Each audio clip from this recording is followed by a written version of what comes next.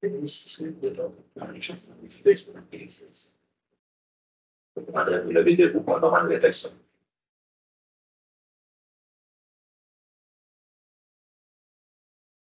Merci. Vous asseoir.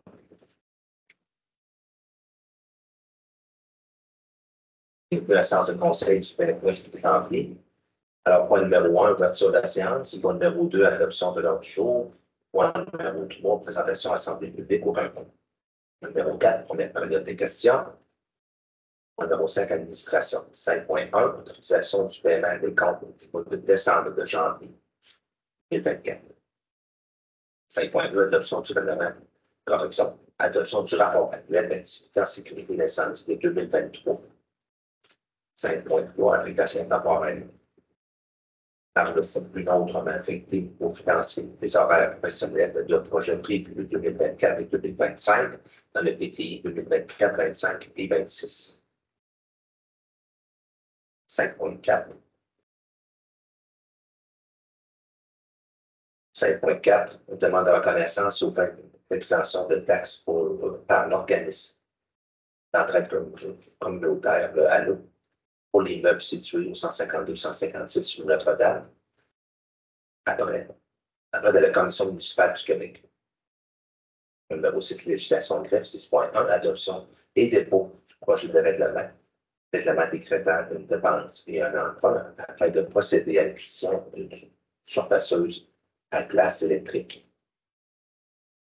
Numéro 7, gestion contractuelle 7.1, approbation de directives de changement et de modification de contrat en vertu du règlement de gestion contractuelle, reconstruction complète de la caserne du service de sécurité d'incendie.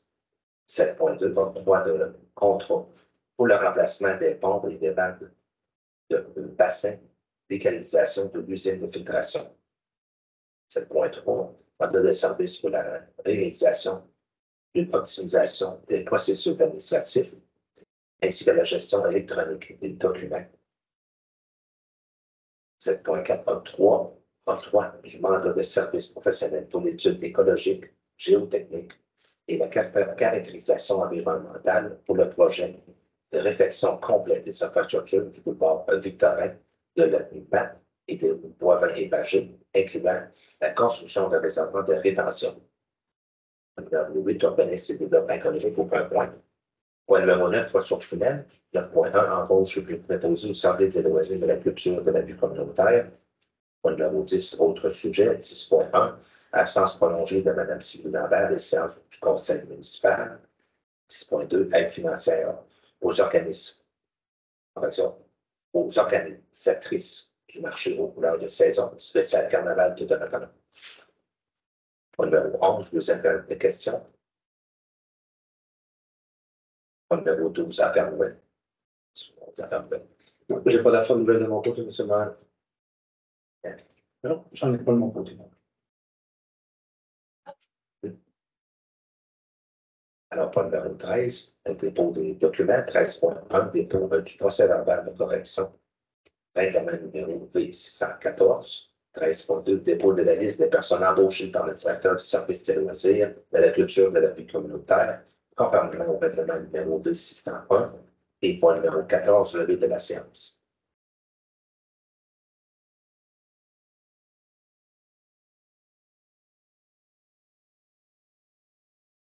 Donc, point numéro 1, ouverture de la séance, un proposeur. Je propose.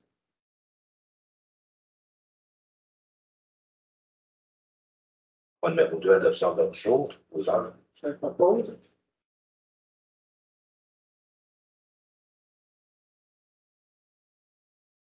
C'est point numéro 4, on est parlé des questions sur lesquelles nous avons reçu des questions en ligne. Oui, nous avons reçu une question en ligne. Donc, elle provient. Seconde. Elle provient de M. Jean-Guy Barbeau qui demeure sur la route 138 à Donnacona. Donc, des questions là, au sujet du budget 2024. Donc, première question, quels sont les revenus anticipés pour les différentes catégories? Donc, les revenus pour l'eau ou l'aqueduc, les revenus pour les égouts, les revenus pour les ordures, pour l'évaluation spéciale. Et deuxième question, quel prix payent les 17 résidents de Neuville pour l'eau fournie par la ville de Donnacona? Donc, en mesure de pouvoir donner des réponses à M. Barbeau et aux gens qui nous écoutent également. Donc, dans le budget 2024, les revenus au sujet de l'aqueduc, c'est un total de 1 395 565 $. Ça, c'est pour l'aqueduc. Au niveau des égouts, le montant de revenus, c'est 682 255 $. Au niveau des ordures, des matières résiduelles, recyclage, compostage, c'est 1 126 546 au total de revenus pour les ordures. Et pour l'évaluation spéciale, c'est 141 071 $. Donc, ça répond à la première question. Pour ce qui est de la deuxième question, au niveau du prix qui est payé par les résidents de Neuville, en fait, il y a 17 propriétés de la ville de Neuville qui sont alimentées par le réseau d'aqueduc de la ville de Donnacona. C'est un montant fixe par année qui est facturé à la ville de Neuville qui nous paie. Par la suite, la ville de Neuville, eux, ont une entente avec leurs 17 propriétaires pour justement diffuser ce montant-là. Et nous, ce qu'on facture à la ville en 2024, à la ville de Neuville, c'est 17 fois le double du montant du tarif des résidents de Donnacona. Donc, le résident pour l'aqueduc, le prix est de 321 $. Donc, nous, on facture 17 fois 642 $ à la ville de Neuville, qui donne un total de 10 914 $ pour 2024. Donc, c'était la seule unique question qu'on avait dans des citoyens là, par notre adresse dédiée de courriel. Merci. Tu as des questions dans la salle? Je me présente, Russell Gilbert. Je ne peux pas avoir de questions sur ce qui s'est passé à date parce qu'il n'y avait rien au fond de l'ordre du jour comme tel. Moi, ce qui m'intéresse, c'est le point 5.3 particulièrement. Il n'a pas été présenté, alors c'est difficile de poser des questions. Puis quand il va être présenté, il va être trop tard pour poser des questions. Je peux expliquer déjà ce point-là. Pour les gens qui nous écoutent, c'est l'affectation temporaire par le surplus non affecté pour financer des honoraires professionnels pour les projets prévus en 2024-2025 qui ont été adoptés dans le PTI. En fait, ce qu'il faut comprendre, c'est que il y a des projets à l'intérieur du PTI qui sont financés par des aides gouvernementales. Donc, nous, avant que ces aides-là puissent être confirmées officiellement, qu'on ait signé les ententes, on doit engager quand même des sommes pour les services professionnels. Donc, tout ce qui est dépenses avant l'entente d'aide financière, on va le financer à même le surplus non affecté parce qu'il faut le financer, faut le codifier à quelque part budgétairement parlant. Mais du moment qu'on reçoit l'aide financière, on vient tout de suite réaffecter le surplus du même montant. Donc, c'est uniquement pour qu'on puisse financer les dépenses avant la signature de l'entente officielle de l'aide financière. M'étais imaginé que ça serait ça.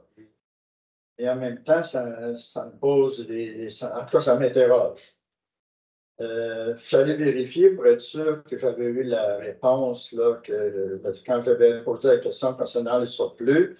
M. le maire m'avait répondu que c'était des sommes réservées pour des événements majeurs. Donc, on disait 10 du budget, je pense, et c'était pour des événements majeurs. D'un coup, je regarde et je me dis, bon, je ne sais pas qu'est-ce qu'il y a de majeur là-dedans, premièrement. Deuxièmement, on engage des surplus jusqu'en 2026 ou 2027. Je pense que c'est ça qui est prévu.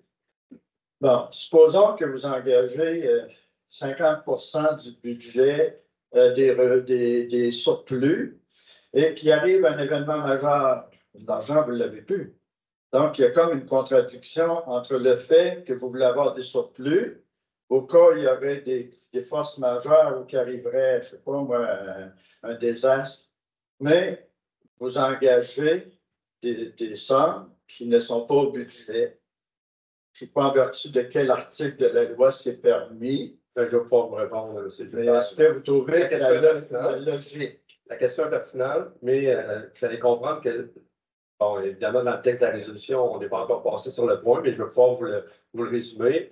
Donc, c'est l'article 544.1 de la loi sur les cités et villes qui, quand on la considère, il y a une partie de l'emprunt qui n'est pas supérieure à 5 du montant de la dépense prévue par le règlement d'emprunt qui va l'être éventuellement.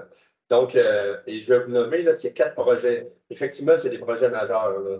Donc, les 4 projets, on a la conversion du terrain de football soccer synthétique. Donc, le règlement d'emprunt, c'est 3,2 millions. Donc, l'estimé des besoins est 125 000. Donc, c'est la partie de 125 000. Le projet de resurfaçage de la rue des Mètres, un projet de règlement de 695 000. Donc, c'est 40 000 estimé des besoins. La réfection de la rue de Lille, 1,9 million, en fait, 1 950 000 le règlement à venir, le règlement d'emprunt. L'estimé des besoins, c'est 60 000. Et la réfection des rues Victorin, Matt, Boivin, Pagé. Donc, le règlement à venir, c'est 9 millions parce qu'il y a la construction du réservoir de rétention en même temps aussi. Et l'estimé des besoins, c'est 415 000. Donc, le total de ces sommes-là, le but de la résolution qui est présentée au point 5.3, c'est d'autoriser le financement temporaire des honoraires professionnels des projets selon l'estimé des besoins que je viens de vous donner. Donc, on parle d'à peu près, là, je dirais rapidement comme ça, là, c'est 615 000 à peu près, là, je me trompe peut-être de 5 000, là, mais à peu près. Là. Donc, mais parallèlement à ça, nous, c'est en prévision parce qu'il y a des règlements qui vont être adoptés. Du moment que les règlements sont adoptés et que l'aide financière commence à nous être remboursée, nous autres, on rembourse le surplus non affecté. C'est juste qu'il faut prendre. Le PTI est adopté. Donc, on sait qu'on va de l'avant avec ces projets-là. Les demandes d'aide financière sont déposées. Il y en a qu'on a déjà des approbations, des pré-approbations pour certains projets, entre autres pour le réservoir Victorin, le plus gros projet. Donc, on engage les sommes d'honoraires professionnels selon le respect de la loi sur les cités et villes en fonction du 5 %. Et du moment que les aides financières rentrent, ben, on se rembourse. Ce pourcentage-là, en vertu de l'article que vous avez cité, ne veut pas dire qu'il vient des surplus. Il permet d'emprunter. Parce que si la ville n'avait pas de surplus, vous feriez quoi? Vous emprunteriez. Nous, parce que je fais partie de la ville, là. En tout cas, on se comprend. Sans dire que je ne peux pas jusqu'à dire que c'est une technicalité, mais c'est une bonne pratique pour être en mesure de pouvoir financer les dépenses qu'on doit faire avant le projet. Donc, des services professionnels. Donc, on va chercher, évidemment, on a un surplus. Bon, hypothétiquement, si jamais il n'y avait pas de surplus, je pense que le règlement d'emprunt, on pourrait avoir une base pour être en mesure de pouvoir faire la démarche du règlement d'emprunt quand même. Là. Mais là, nous, on a les marges de manœuvre pour le faire. Là. Donc, c'est en attendant pour pouvoir se reverser par la suite. Là. On dit la ville emprunte à la ville. Ben, un peu on emprunte le gouvernement. Le gouvernement provincial, non, mais le gouvernement provincial, c'est une base des subventions, c'est nous qu'on emprunte et nous rembourse capital et intérêt. Donc, nous autres, là, on se prend un surplus le temps que le règlement d'emprunt soit approuvé. Puis par la suite, on se rembourse cette partie-là.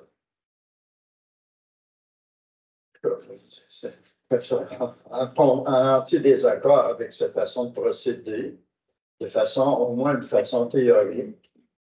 Parce que je vous répète que la réponse que j'avais eue du maire, c'était des sommes qu'on accumulait pour prévoir au cas où il y avait des événements majeurs. Je suis allé vérifier dans la réunion du mois de décembre pour être sûr que c'est bien ce qui avait été dit.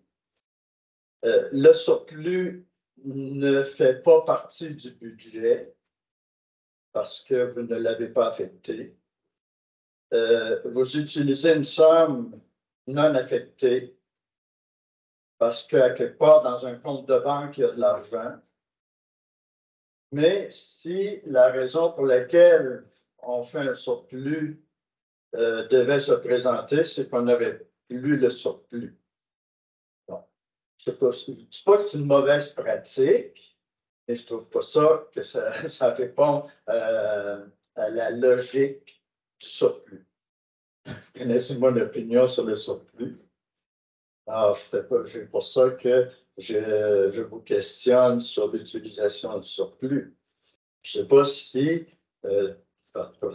sans doute que tous les membres du Conseil sont d'accord avec cette façon de procéder et ils assumeront éventuellement un tremblement de terre qui viendrait faire en sorte que Donnacona se trouve en situation majeure et qu'on n'aurait plus d'argent pour faire face aux besoins de la population.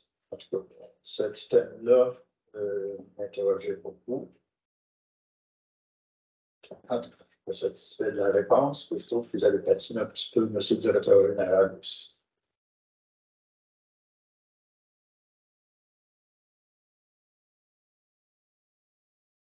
Alors, point numéro 5, administration 5.1. C'est l'autorisation du paiement des comptes du mois de décembre 2023 et janvier 2024. Alors, vous avez tous pris connaissance de la liste. Alors, j'en ai besoin d'un proposeur. Je propose. Quelqu'un est contre. Alors, 5.2. Adoption du rapport annuel d'activité en sécurité d'incendie 2023. Alors, considérant que la MRC de Portneuf a débuté l'entrée en vigueur de son schéma revisé de couverture de risque en sécurité incendie le 16 juillet 2018, considérant qu'en vertu de l'article 35 de la loi sur la sécurité incendie, le rapport annuel d'activité doit être produit et adopté par toutes les autorités locales ou régionales et de toutes les régies intermunicipales chargées de l'application des mesures prévues à un schéma de couverture de risque.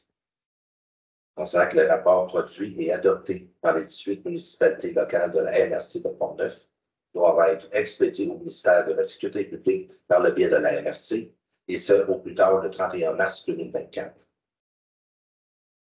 Considérant que le conseil municipal a pris connaissance du rapport annuel d'activité en sécurité incendie réalisé sur le territoire de la municipalité et l'adopte tel que déposé.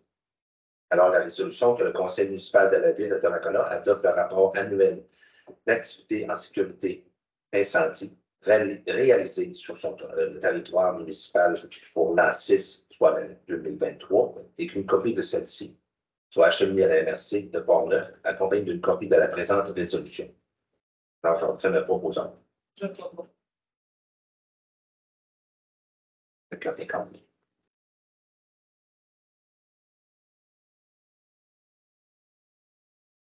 Alors, 5.3, affectation temporaire par le surplus non autrement affecté pour financer des horaires professionnels des projets prévus 2024 et 2025 dans les TPI 24, 25 et 26.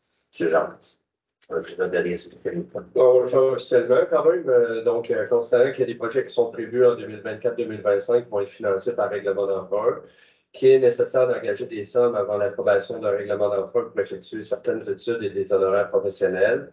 Donc, comme je le disais tantôt, considérant que selon l'article 544.1 de la loi sur les cités et villes, une partie de l'emprunt non supérieure à 5 du montant de la dépense prévue par le règlement d'emprunt en vigueur peut être destinée à renflouer le fonds général de la municipalité de tout ou partie des sommes engagées avant l'entrée en vigueur du règlement relativement à l'objet du règlement, et que lorsque le règlement ne requiert pas l'approbation de personnes habiles à voter, le pourcentage prévu au premier alinéa est remplacé par celui de 10 Donc, considérant qu'il est donc nécessaire de financer temporairement les projets énoncés dans le tableau, donc en attendant l'approbation d'un règlement d'emprunt, je les répète à nouveau, donc on parle du projet d'investissement de terrain de football soccer synthétique, le projet de resurfaçage de la rue Guillemette, la réfection de la rue de l'Île et la réfection des rues Victorin, Matte, Pagé et Boivin et la construction du bassin de rétention également dans ce projet-là.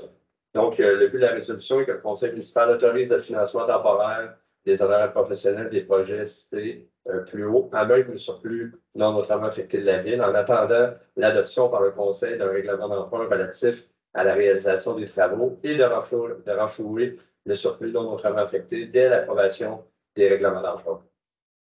C'est M. Larmec, lors de la proposant. Je propose.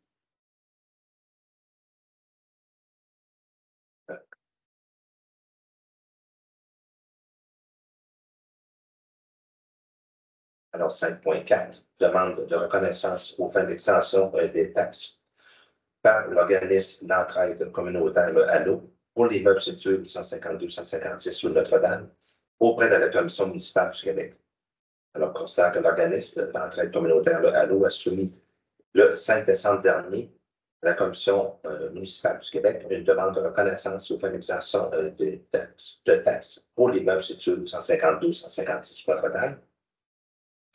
Considérant qu'en vertu de l'article 243.23 de la loi sur la fiscalité municipale, la commission doit consulter la municipalité afin de connaître son opinion sur la demande. Considérant l'avis le 5 janvier 2024 que la commission municipale du Québec a à la considérant que la loi prévoit que la municipalité doit donner une opinion à la commission dans les 90 jours qui suivent la transmission de l'avis. La résolution que le conseil municipal donne avis à la commission municipale du Québec que la ville de Donnacona ne s'objecterait pas à la reconnaissance ou organisation de taxes de l'organisme d'entraide communautaire, le HALO, pour l'immeuble situé au 152-156 rue Notre-Dame, et que dans l'éventualité de la tenue d'une audience sur cette demande, la ville ne juge pas opportun d'y être présent. Alors, j'obtiens notre proposeur. Monsieur le maire, je dois me retirer de la décision parce que j'ai des intérêts avec le HALO. Je propose. Certains qu'on va payer ce qu'on dit, les sanctions de taxes, la taxe foncière seulement et non des services que la ville apporte. Dont les égouts et tout. Particulier. Alors, ceci complète les points numéro 5, point numéro 6 de la législation bref, 6.1. Avis de motion et dépôt d'un projet de règlement décrétant une dépense et un emprunt afin de procéder à l'acquisition d'une surfaceuse à classe électrique. Comme tout règlement, doit d'abord être précédé d'une animation à un dépôt de projet. Donc, dans le présent cas, c'est un règlement décrétant une dépense et un emprunt afin de procéder à l'acquisition d'une surfaceuse de classe électrique. Donc, ce soir, c'est le dépôt de l'avis de motion, le dépôt également du projet de règlement, donc le règlement numéro 10 dans le film, qui est intitulé décrétant, le règlement décrétant dépenses et un emprunt afin de procéder à l'acquisition d'une surfaceuse de classe électrique. Pour l'avis de motion. Je donne la motion, puis je dépose le projet de règlement.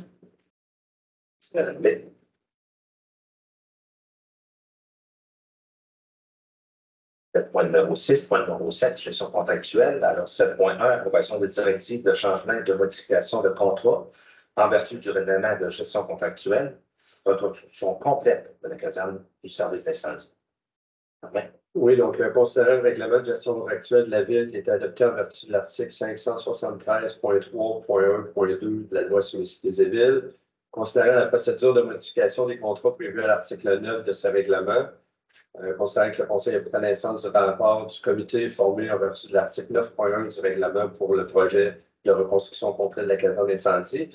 Donc, le but de la résolution de ce soir est que le Conseil approuve la modification, la directive de changement suivante. Donc, dans la reconstruction complète de la caserne du service de sécurité incendie, c'est la directive S03 pour tout le remblai contrôlé sous l'emprise du bâtiment en raison de l'évacuation complète des matériaux contaminés. Donc, matériaux contaminés qui ont été enlevés sur l'ensemble complet de l'emprise du bâtiment.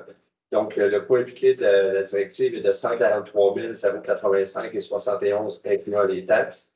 Donc, c'est le but de la résolution ce soir. Merci à la proposante. Je propose. Avec un compte.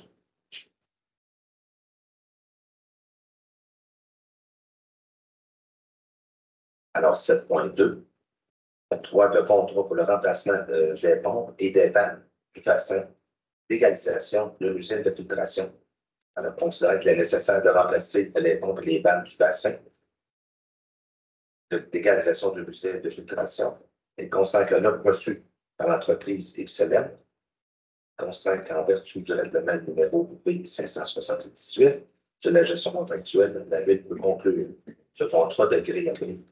Alors, la résolution est d'octroyer le contrat à l'entreprise XLM pour le remplacement des pompes et des vannes du bassin d'égalisation de l'usine de filtration pour la somme de 40 353,17 $, incluant les taxes, et d'autoriser une dépense de 40 353,17 $, à même le poste budgétaire. Alors, nous allons proposer. Je propose. Avec un compte. Juste en complément d'information, c'est un projet qui a été adopté dans le budget des immobilisations 2024. Il a été adopté pour un montant supérieur. Ce qui reste, ça, c'est vraiment pour l'achat des pompes. Il reste quand même l'installation par la suite. Donc, De mémoire, c'est un montant de 50 000 qui était réservé dans le plan de mobilisation de 2024. Donc, la balance, c'est vraiment pour procéder à l'installation de ces pompes-là et des vannes du bassin d'égalisation. Si tu la mets. Alors, 7.3, mandat de service pour la réalisation d'une optimisation des processus administratifs ainsi que la gestion électronique des documents. En considérant que la Ville souhaite procéder à une optimisation des processus administratifs ainsi que la gestion électronique de ces documents, comme ça que l'analyse et la proposition reçue par l'entreprise Mi-Consultant. Constant qu'en vertu du règlement numéro V578, sur la gestion contractuelle, la Ville peut conclure ce contrat de gré à gré. Alors, la résolution d'octroyer le mandat de service pour la réalisation et l'optimisation des processus administratifs, soit l'OPA, et la gestion électronique des documents, soit le GED, à l'entreprise Mi-Consultant pour la somme de 78 225,54 incluant les taxes et d'autoriser ce même montant à même le poste budgétaire. Alors, je vous ai la proposition.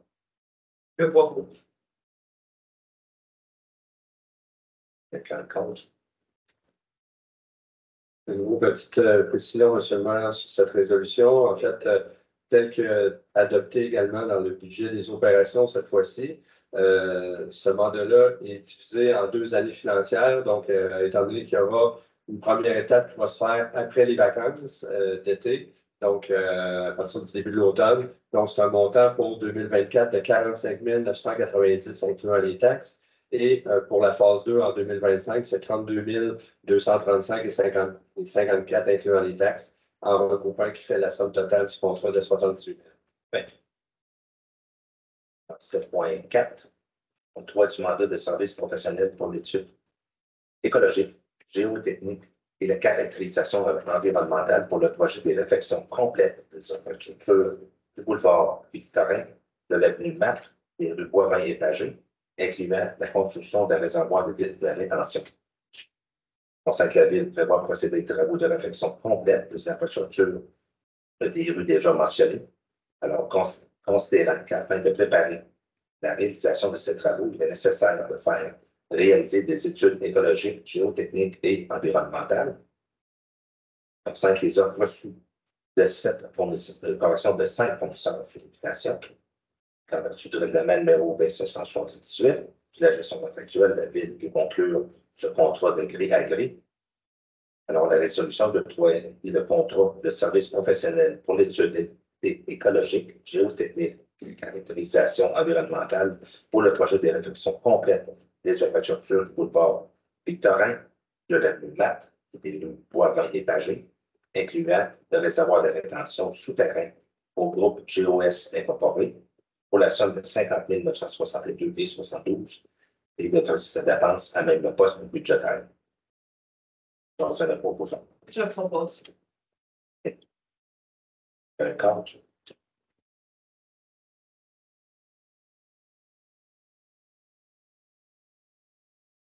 C'est ce qu'on complète les points numéro 7. Dans le fond, c'est au point numéro 9, les ressources humaines. Alors, le point 1, embauche de préposé au service de loisirs de l'agriculture de la communautaire de leur main. Et donc, considérant qu'il était nécessaire de procéder à l'embauche d'un préposé au service des loisirs de la culture de la vie communautaire pour les besoins du service suivant une mutation, considérant la recommandation du comité de sélection formé dans le cadre de ce processus d'embauche après la publication de l'offre d'emploi, la tenue des entrevues. Donc, le but de la résolution de ce soir est de procéder à l'embauche de Mme Marie-Claude Renaud au poste de préposé au service des loisirs de la culture de la vie communautaire à titre d'employé permanent à temps partiel en probation. Les conditions de travail sont celles qui sont prévues à la Convention collective des employés municipaux de la ville de Donnacona et la date d'entrée en fonction prévue est le 5 février 2024. Merci. Alors, un proposeur. Je propose.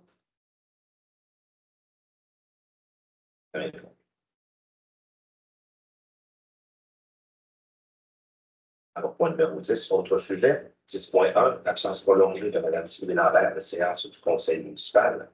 Alors, considérant que le premier alinéa de l'article 317 de la loi sur les élections et les référendums dans les municipalités, on voit que le mandat de membre du conseil qui fait défaut d'assister aux séances pendant 90 jours consécutifs prend fin à la clôture de la séance, première séance, qui qui suit l'expiration de cette période.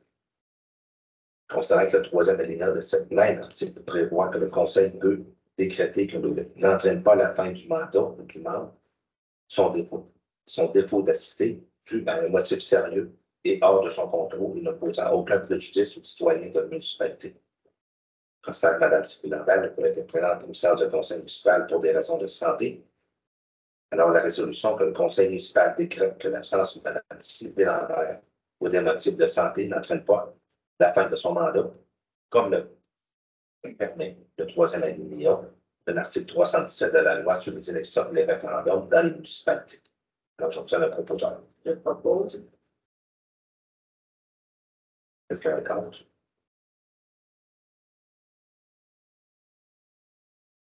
Alors, 6.2, aide financière aux organisatrices du marché aux couleurs de saison spéciale carnaval de Donnacona.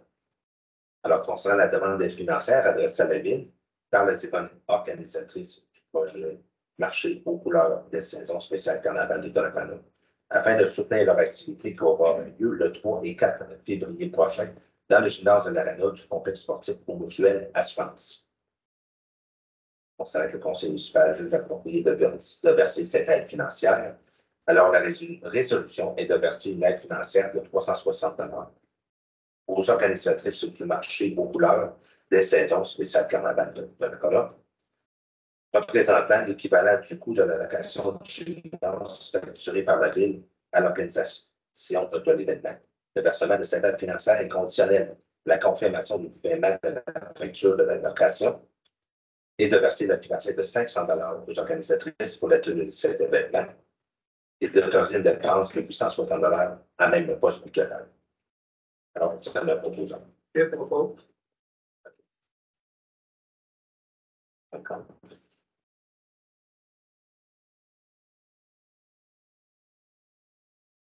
Ceci complète les points numéro 10. Alors, point numéro 11, deuxième période de questions. Et il y a des questions dans la salle.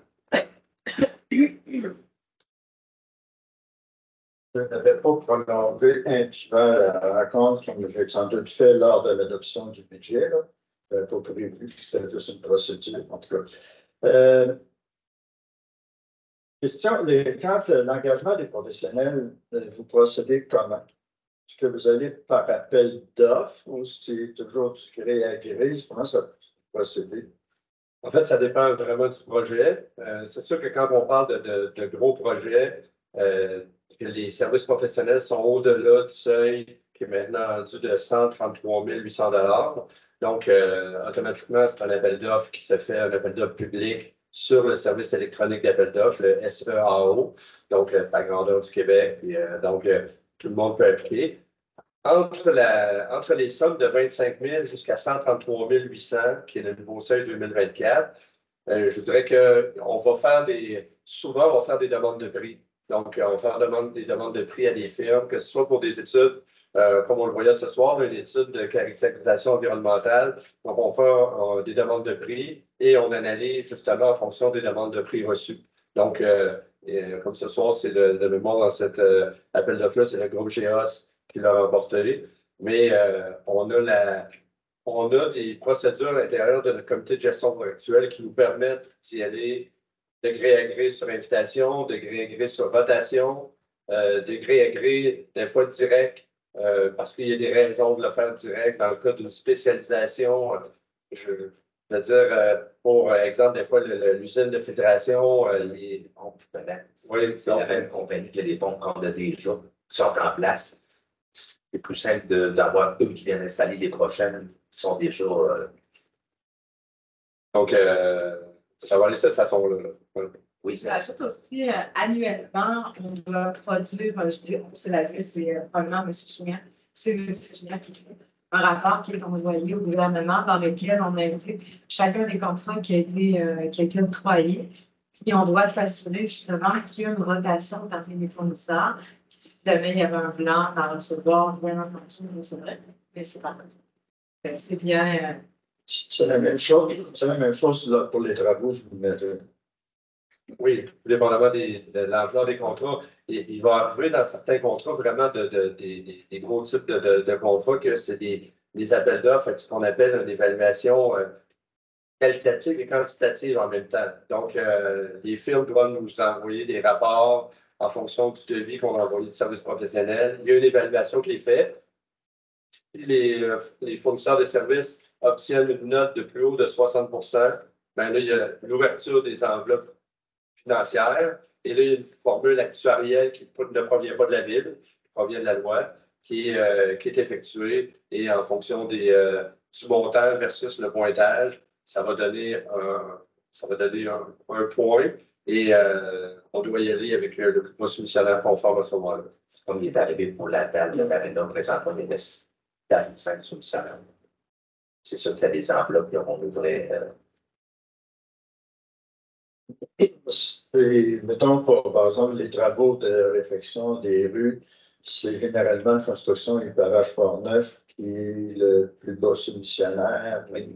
C'est des appels d'offres publics qui sont publiés au SIAO. C'est un plus bas soumissionnaire conforme qui a les travaux. OK, non, je ne veux pas en doute, mais c'est tant mieux parce que c'est un de mes neveux qui est comme propriétaire de la construction de la barrage Port-Neuf. Deuxième question, peut-être tombé hors d'ordre, là. Est-ce que ça fait longtemps que vous avez évalué les endroits où on devrait avoir des passages prioritaires pour les piétons? Bon, je ne veux pas, il n'y a pas un piège, je vais vous dire pourquoi je me pose cette question-là. Je regarde face au bureau de poste, il y a un passage prioritaire pour les piétons que personne n'utilise. Et de toute façon, lorsqu'on va au bureau de poste, qu'on est stationné ici, pas loin, on ne fera pas le détour pour aller passer sur la traverse piétonnière. Personnellement, je trouve qu'elle est trop, tant qu'à en avoir. Par contre, au bout de la rue Clos, qui donne sur la rue de l'Église, il y a beaucoup de jeunes qui traversent là pour aller à l'école. C'est au bout ici de la rue Clos. Je ne pensais pas que ça serait peut-être un meilleur endroit tant qu'à avoir un passage piétonnier prioritaire. Même chose au bout de la rue Côté. Il y a un passage de ligne large, là, mais il n'y a pas de passage prioritaire là. Moi, ce que je suggère, ce serait probablement 2 endroits, parce qu'il y en a un avant la caisse populaire, pas grand monde qui arrête non plus. Alors qu'à l'école secondaire, c'est merveilleux comme c'est respecté. Les gens, moi, j'ai toujours vu des choses respectées. Les gens ralentissent, puis les gens, en tout cas, il n'y a pas encore eu d'accident. Je ne pense pas non plus. En tout cas, je vous fais une suggestion. Et sur côté, il y en a deux, monsieur. Sur côté, il y a pas prioritaire. C'est ligné, ça devient. Il y a 2 lignes droites, mais il n'y a pas d'annonce comme quoi c'est un passage prioritaire. Quand vous regardez à la sortie de l'aréna, il s'est annoncé que c'est un passage prioritaire. Il y en a fait. Il dit que les piétons ont priorité. Et normalement, là, c'est ligné. En garde 3, ça devient prioritaire. Il n'y a pas obligé d'avoir un lien de recherche. Vous allez voir les lignes. Oui, madame. Justement, quand il y a un passage piétonnier, je pense que c'est culturel, c'est peut-être de l'ignorance, là. Mais quand il y a un passage piétonnier, les voitures doivent arrêter. On est en France, en n'importe quel endroit en Europe, il y a une personne qui est sur le trottoir devant un passage, les automobilistes ralentissent, ils attendent que tu passes. Fait que si je pense que c'est un manque d'éducation, fait que oui, on pourrait mettre des grosses pancartes partout, mais peut-être que c'est la SAQ qui devrait faire aussi un petit peu d'éducation de la population de ce côté-là. Pour ce qui est du côté, mais c'est ça, il n'y a rien qu'on peut malheureusement faire pour ça, mais du côté du bureau de poste, avec l'aménagement qu'il va avoir, qu'on va commencer pour la dynamisation du centre-ville, cet endroit-là, c'est supposé, il me semble, je ne me trompe pas, là, mais ça va être une zone de trafic très réduite. Donc, je pense que ça va être comme 10 ou 10 km/h. Donc, puis c'est supposé être comme ligné ou dessiné par terre. Et quand les gens vont passer, les automobilistes ne devraient pas rouler rapidement. Ça va être, en tout cas, ça va être affiché, donc les gens vont pouvoir traverser sur quand même très, très large, là, sans danger. Et pour ce qui est du manque de savoir-vivre des Québécois, ça ne va pas quoi faire devant un passage piétonnier. Je n'ai rien pour la suggestion. Non, absolument pas. Oui, je suis d'accord. Oui, sans répéter ce qui a été dit auparavant, peut-être pour un complément d'information, à chaque année, avec notre directeur de l'urbanisme, entre autres, on s'assoit et on discute justement des endroits. Lorsqu'il y a des réflexions de rue, c'est la même chose. Et bon, votre point d'observation concernant les élèves le long de la rue de l'Église qui traverse la rue de l'Eau, nous, on sensibilise beaucoup notre brigadier qui puisse informer les élèves qui, au lieu d'aller emprunter la rue de l'Eau où il n'y a pas de trottoir, ben, on leur dit, dites-leur de traverser en face directement sur la rue Côté, où là, on a aménagé un trottoir très large, qui est une piste cyclable aussi, où ils peuvent descendre jusqu'à la rue Notre-Dame, par la suite emprunter des trottoirs à gauche et à droite, tout dépendamment de leur propriété. Donc, on tente les amener à utiliser davantage cette piste-là qui est sécuritaire. Mais pour les autres, on est toujours en train de tenter d'améliorer un peu ces pratiques-là. Je suis d'accord avec ce que Mme Lee disait.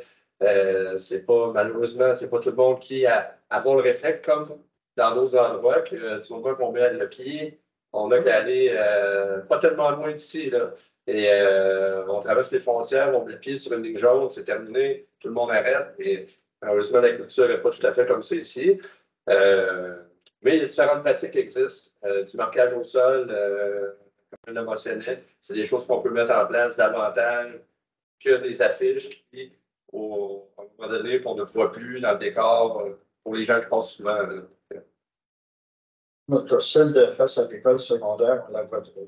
Je ne peux pas engager une discussion avec vous autres sur ça, si vous avez le pouvoir. Pour les deux endroits de la largeur de la rue, même chose devant la Christine. C'est large, il y avait des dépassements pendant que les gens tentaient de tourner. Donc, en mettant les affiches, c'est aussi pour diminuer cette circulation-là. C'est chose qu'au côté, il y a Catita, le brigadier, là, quand les élèves sont là. Donc, il y a d'autres choses qui sont mises en place que simplement des programmes. Et cette vacance, c'était sur la rue d'Alors aussi. Ça sera pas localisé. Sur localisé. Parce que moi, si vous demandez de la mettre ailleurs, vous n'auriez pas nécessairement oublié. Bonne fin de soirée. Bonne fin de soirée. Je regarde l'ordre du jour tous les vendredis qu'il y a une réunion. Merci. Non, mais restez informés. Peut-être que ça ne va pas toujours me voir. Ça reste toujours dans le respect, comme vous le faites, monsieur. Ça merci les autres. On ne va pas se dire des gros mots ici, hein? Ça serait très immature, mais il y en a qui le font. Peut-être. Vous venez du milieu de l'éducation, donc.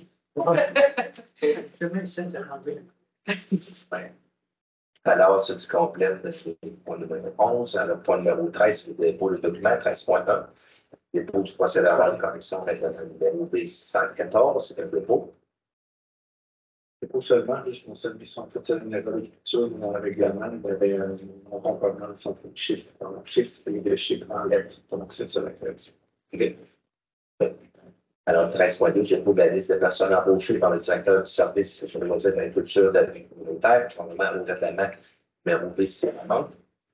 Oui, donc c'est tout simplement justement un dépôt. Donc, vous voyez la personne qui a été embauchée pour cette résolution-ci. C'est un candidat qui s'appelle Cédric Paquette pour le poste de sauveteur national. Donc, l'énumération à la classe 7 à l'échelon 1.